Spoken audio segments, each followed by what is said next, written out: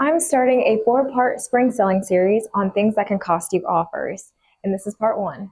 One thing buyers won't always tell you is that they've already decided on how they feel about your home within the first few seconds. And most of the time, it's not because of the price.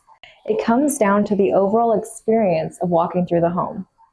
I was reading through a list of the biggest mistakes sellers make when listing their homes, and honestly, it makes sense. For example, scent is a big one.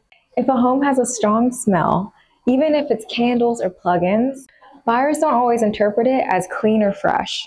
They start wondering if something's being covered up.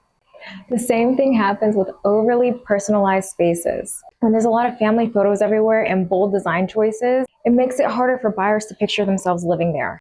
And that emotional connection is what usually drives someone to make an offer. Then there's clutter. Closets, bathrooms, garages. Buyers will open every door. If they can't clearly see the space, then they tend to assume there's not enough of it.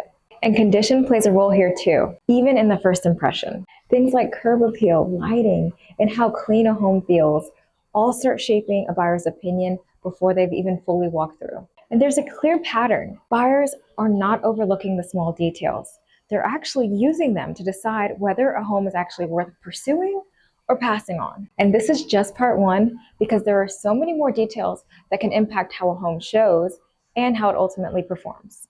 If you're thinking about selling this spring, I'll be happy to walk through your home with you to point out exactly what buyers are going to notice before you hit the market.